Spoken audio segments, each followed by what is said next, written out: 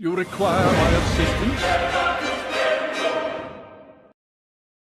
Добрый день, дорогие друзья! Меня зовут Даниил. Сегодня мы поговорим о мелкой моторике рук и ее развитии.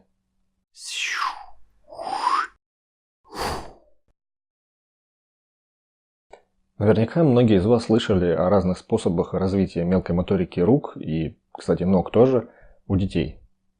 Для этого дети передвигают маленькие предметы, собирают пазлы, играют в игрушки, копаются в песочнице и делают разные другие вещи. То есть не совсем для этого, конечно, это все коварный заговор взрослых. Дети просто играют, но сейчас это не важно. Итак, для начала я предлагаю разобраться с тем, что вообще такое мелкая моторика. По сути своей, это различные мелкие движения пальцев рук при помощи мышц предплечья, сухожилий и мелких мышц ладоней. Очень важно, конечно, учесть, что определенную роль тут играет и координация движений глаз и рук. Отработка таких движений полезно сказывается на развитии речевого центра головного мозга в любом возрасте, но особенно, конечно, в детском. Этот центр у нас находится вот здесь, и рядом с ним находится часть, которая отвечает как раз за движение кистей рук. Какую еще пользу могут принести занятия мелкой моторикой? Во-первых, как я уже сказал, это улучшение речевых способностей, в том числе и в иностранных языках.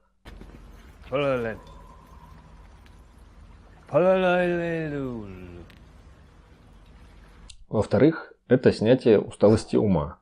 Об этом писал еще наш физиолог Владимир Михайлович Бехтерев. В-третьих, мелкая моторика позволяет развивать различные интеллектуальные способности, такие как устный счет, развитие логических способностей, решение задач, способность делить на слоги и составлять рифмы. Кроме того, мелкая моторика развивает ловкость, а вместе с ней повышает профессионализм у людей различных творческих профессий. Например, у музыкантов, художников, портных, карманников, ювелиров, сапожников и многих других. И в-пятых, это просто может стать для вас развлечением, а для кого-то и пространством для творчества. А сейчас я бы хотел вам рассказать свою собственную историю, с чего началось развитие мелкой моторики у меня и какой путь я прошел. В детстве развитием мелкой моторики занималась, конечно, моя мама, за что ей огромное спасибо.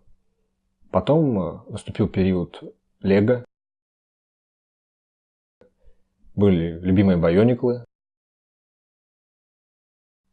К этому моменту я уже научился писать, что немножко чертить, рисовать, раскрашивал, собирал пазлы. В общем, как все нормальные дети. В школе все шло своим чередом, и я как-то особо даже не задумывался о том, чтобы дополнительно развивать мелкую моторику. Но вот в 5 классе я сломал левую руку, прыгая через козла. Нет, через другого козла. И в принципе этот факт остался бы малозначительным, потому что у многих в детстве были переломы. Если бы не то, что примерно где-то в 10 классе рука начала давать о себе знать. Тогда, готовясь к поступлению в вуз и к сдаче нормативов, я активно занимался физически, в том числе на турнике, и левая рука сильно болела. Пальцы иногда сводило судорогой, и, в общем, было очень некомфортно. И тут я решил, что...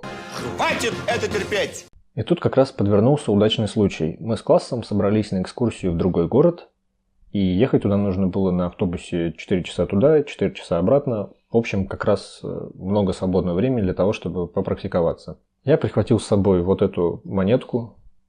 Это обычный юбилейный рубль, выпущенный к столетию Ленина. И всю поездку, 8 часов практики с перерывами на поднять монетку с пола, с частыми перерывами, мне удалось более или менее освоить трюк, называется маятник, который я подсмотрел у Джека Воробья.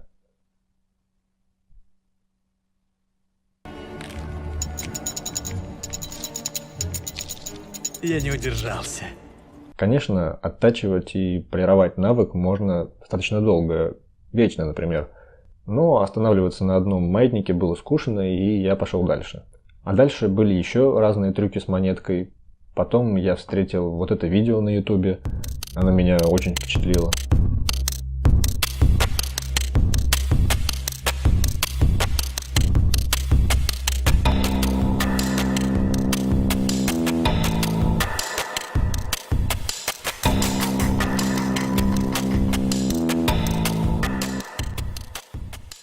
И я взялся за трюки с шариками.